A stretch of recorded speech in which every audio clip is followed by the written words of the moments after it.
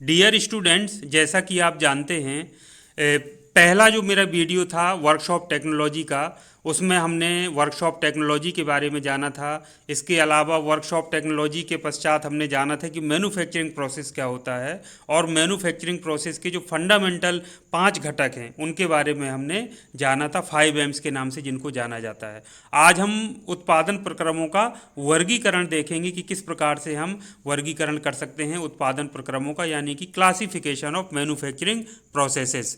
तो हम बात कर लेते हैं, हम निम्न 3 आधारों पर मैन्युफैक्चरिंग प्रोसेस या उत्पादन प्रक्रमों का वर्गीकरण कर सकते हैं। पहला जो आपका है वो विरूपण के आधार पर, यानी on the basis of deformability. दूसरा है गलनीयता के आधार पर, यानी ऑन द बेसिस ऑफ फ्यूजिबिलिटी। और तीसरा है विभाजनीयता के आधार पर, यानी कि on the basis of machinability. तो ये 3 प्रमुख आधार हैं। तो इनको पढ़ने के साथ साथ सैद्धांतिक रूप से हम थोड़ा सा प्रैक्टिकल वे में हम इसको समझ लेते हैं। तो आप पहला जो मैं बात करूंगा वो विरूपण के आधार पर, या ये on the basis of deformability क्या होता है, और हम उसका एक प्रैक्टिकल एग्जाम्पल भी देखेंगे। तो जैसे हम पहले बात करें विरूपण के आधार पर, तो आप जानते हैं विरूपण या डिफॉर्मेशन जिसको हम कहते हैं, जब हम किसी वस्तु पर बाह्य बल लगाते हैं तो उसमें विरूपण होता है या डिफॉर्मेशन होता है। तो डिफॉर्मेशन 2 प्रकार का होता है, इलास्टिक डिफॉर्मेशन और दूसरा होता है प्लास्टिक डिफॉर्मेशन। इलास्टिक डिफॉर्मेशन जब होता है तो इलास्टिक डिफॉर्मेशन उसको कहते हैं जब हम बल लगाएं और उस बल को यदि हम हटा लें और वो जो वस्तु है वो पुनः अपनी पुरानी स्थिति में वापस आ जाए, तो हम कहेंगे इसमें जो विरूपण हुआ था वो इलास्टिक विरूपण हुआ था या इलास्टिक डिफॉर्मेशन हुआ था। यदि हम किसी वस्तु में बल लगाएं और उसमें स्थायी रूप से उसमें विकृति या विरूपण हो जाए तो हम उसको कहेंगे ये प्लास्टिक डिफॉर्मेशन हुआ है, यानी कि प्लास्टिक विरूपण हुआ है। तो विरूपण के आधार पर हम क्या करते हैं, कोई भी हम वस्तु हमको या कोई टुकड़ा हमको धातु का मान लीजिए दे दिया गया, तो हम उसको वह बल लगा करके हम वांछित आकार और आकृति के उत्पाद में परिवर्तित करते हैं। तो इसको यदि हम देखें तो इसके अंतर्गत ऐसे उत्पादन प्रक्रम आते हैं जिनमें वह बल लगाकर पदार्थ का प्लास्टिक विरूपण किया जाता है और उसको वांछित आकार या आकृति के उत्पाद में परिवर्तित किया जाता है। इसके कुछ उदाहरण यदि हम देखें तो आप देखेंगे रोलिंग जैसे होता है, फोर्जिंग होता है, प्रेस फॉर्मिंग, बेंडिंग, ड्राइंग इत्यादि बहुत सारे प्रक्रम इसके अंतर्गत आते हैं। उनमें से एक का उदाहरण आप सामने देखिए जो कि आप लोगों ने हमेशा देखा होगा, जिसको फोर्जन प्रक्रम कहते हैं।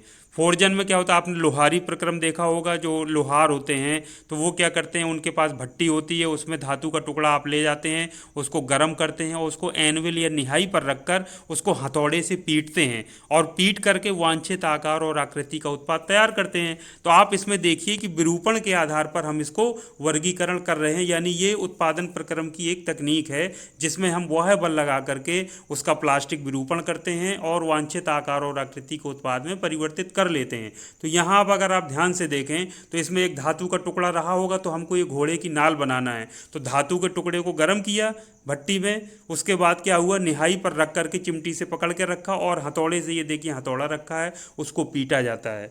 तो ये लाल तप्त करके या उसको रेड हॉट करके या गर्म करके जब हम उसको पीटते हैं तो वह आसानी से जो वांछित आकार या आकृति हम चाहते हैं उसमें परिवर्तित होता जाता है। तो ये हम तब तक करते जाते हैं जब तक कि वांछित आकार और आकृति का उत्पाद हमारा ना बन जाए। तो आप देखिए एक धातु का टुकड़ा रहा होगा जिसको हमने पीट पीट कर गर्म किया, फिर पीटा, गर्म किया, फिर पीटा, जब तक कि हमने इस देखिए घोड़े की नाल इसको नहीं बना लिया।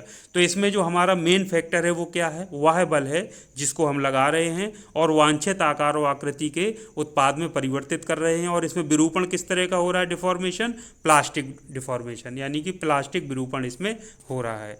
तो ये पहला था वर्गीकरण जिसमें बहुत सारे प्रोसेस आते हैं जिनके कुछ के उदाहरण मैंने आपको दिए। आगे अब जब हम और बात करेंगे तो आपको और सारे उदाहरण के द्वारा ये क्लियर हो जाएगा। अब दूसरा है गलनीयता के आधार पर, यानी ऑन द बेसिस ऑफ फ्यूजिबिलिटी। गलना मतलब पिघलाना किसी चीज़ को। तो क्या हम पिघला करके भी उत्पादन प्रक्रम कोई ऐसा हो सकता है जिसमें हम धातु को पिघला लें और फिर वांछित आकार आकृति को उत्पाद में परिवर्तित कर लें? तो ये इसका देखिए बिल्कुल कॉन्सेप्ट क्लियर है। तो इसके अंतर्गत ऐसे उत्पादन प्रक्रम आते हैं जिनमें पदार्थ को आंशिक या पूर्ण रूप से पिघलाकर वांछित आकार या आकृति का उत्पाद तैयार किया जाता है। इसके जो प्रमुख उदाहरण हैं उनमें आता है कास्टिंग, जिसको हम हिंदी में ढलाई कहते हैं, वेल्डिंग हो गया, गैस कटिंग इत्यादि, ये सब उदाहरण है। तो इसके अंतर्गत जो उत्पादन प्रक्रम आएंगे, गलनीयता का जो कॉन्सेप्ट है, यानी उसमें जो हमारा धातु है या हमारा जो पदार्थ है उसको हम क्या करते हैं, आंशिक या पूर्ण रूप से पिघला करके उसको फिर वांछित आकार आकृति के उत्पाद में हम निर्मित कर लेते हैं। तो ढलाई इसका एक उदाहरण है। दूसरा, वेल्डिंग में भी हम आंशिक रूप से पिघलाते हैं। आगे हम डिटेल में वेल्डिंग के बारे में बात करेंगे, लेकिन अभी हम कास्टिंग को देख लेते हैं। ये आप देखिए, हमने क्या किया, ये हमने धातु को पिघला लिया। पिघली हुई अवस्था में ये धातु है, फिर हमने क्या एक सांचा बना के रखा है, उस सांचे में पिघली हुई धातु को हमने डाल दिया। अब वो जो पिघली हुई धातु है थोड़ी देर बाद ठंडी हो जाएगी, उसको नॉर्मल टेम्परेचर पर ठंडा होने देंगे। जब ठंडा हो जाएगी तो ठोस रूप ले लेगी, फिर हम उसको इस सांचे से निकाल करके उसकी साफ सफाई क्लीनिंग करके हम वांछित आकार और आकृति का उत्पाद तैयार कर सकते हैं। तो ये जो कॉन्सेप्ट है, इसमें क्या चीज़ इन्वॉल्व है, इसमें हम क्या कर रहे हैं, पदार्थ को पूर्ण रूप से पिघला रहे हैं। ये ढलाई है, हो सकता है हम आंशिक रूप से पिघलाएं, जैसे कि हम वेल्डिंग में बात करेंगे। तो कहीं ना कहीं हम क्या कर रहे हैं, पदार्थ को पिघला रहे हैं, आंशिक रूप से या फिर पूर्ण रूप से। तो ये कॉन्सेप्ट दूसरा कौन सा है, गलनीयता के आधार पर हम वर्गीकरण कर सकते हैं उत्पादन प्रक्रमों का, यानी ऑन द बेसिस ऑफ फ्यूजिबिलिटी। तो इसमें कौन कौन से प्रक्रम आएंगे जो आपने देखे, मुख्य रूप से कास्टिंग और जैसे वेल्डिंग हो गया, और भी कई सारे प्रक्रम आते हैं जिनके बारे में हम आगे बात करेंगे। तीसरा जो कॉन्सेप्ट है, विभाजनीयता के आधार पर, यानी on the basis of machinability. विभाजनीयता का मतलब होता है, सीधा है, नाम से ही समझ में आ रहा है कि काट कर अलग करना किसी चीज़ को। तो इसके अंतर्गत ऐसे उत्पादन प्रक्रम आते हैं जिनमें अतिरिक्त पदार्थ को काटकर या फिर विभाजित करके वांछित आकार या आकृति का उत्पाद तैयार किया जाता है। इसमें बिल्कुल जो हेडिंग आपकी है उसी से क्लियर हो रहा है कि इसमें कहीं ना कहीं पदार्थ को काटा जाता होगा या उससे अवांछित जो पदार्थ है उसको रिमूव किया जाता होगा। तो इसके बहुत सारे उदाहरण हैं। हो सकता है अभी आपको ये उदाहरण समझ में ना आए, लेकिन आगे चल के जब हम इसको बात करेंगे डिटेल में तो आपको एक एक कॉन्सेप्ट समझ में आएगा।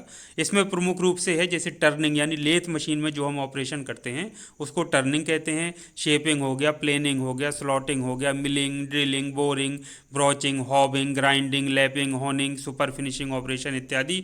ये सारे कॉन्सेप्ट किस पर आधारित हैं, मशीनेबिलिटी पर, यानी विभाजनीयता पर। यानी इनमें किसी न किसी रूप में हम क्या करते होंगे, अतिरिक्त पदार्थ है जो एक्स्ट्रा मटेरियल है उसको काट करके अलग कर देते होंगे और वांछित आकार या आकृति का उत्पाद हम बना लेते होंगे। तो इसमें देखिए टर्निंग का उदाहरण आप चित्र अभी देख पा रहे हैं। तो ये देखिए, ये हमारा जॉब है, ये आपका जॉब है, ये आपका कटिंग टूल है, ये आप जो देख पा रहे हैं। तो हम क्या कर रहे हैं, इसमें जॉब रोटेट होता है, इस तरह से घूमता है। तो जॉब घूमता है, इसको कटिंग टूल को हम इसके अंगेज ले जाते हैं तो मेटल इसमें क्या है, चिप के रूप में रिमूव होती है। तो वो एक्स्ट्रा मटेरियल कट जाता है, कट कर अलग कर देते हैं और वांछित आकार आकृति के जैसा हम चाहते हैं उस तरह का उत्पाद हम बना लेते हैं या हमारा उत्पाद वैसा बन जाता है। तो इसमें क्या कॉन्सेप्ट इन्वॉल्व है, पदार्थ को काट कर अलग कर रहे हैं, यानी उसकी मशीनिंग कर रहे हैं या कहना चाहिए उसका विभाजन कर रहे हैं। तो ये एक तीसरा कॉन्सेप्ट मेन कौन सा होगा, विभाजनीयता के आधार पर वर्गीकरण।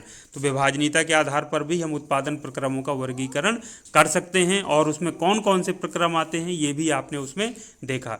तो ये था 3 कॉन्सेप्ट। फिर से एक बार रिकैप के लिए मैं आपको दोहरा देता हूँ। जो हमारा जो मैन्युफैक्चरिंग प्रोसेस है उनका जो वर्गीकरण है वो 3 आधारों पर कर सकते हैं।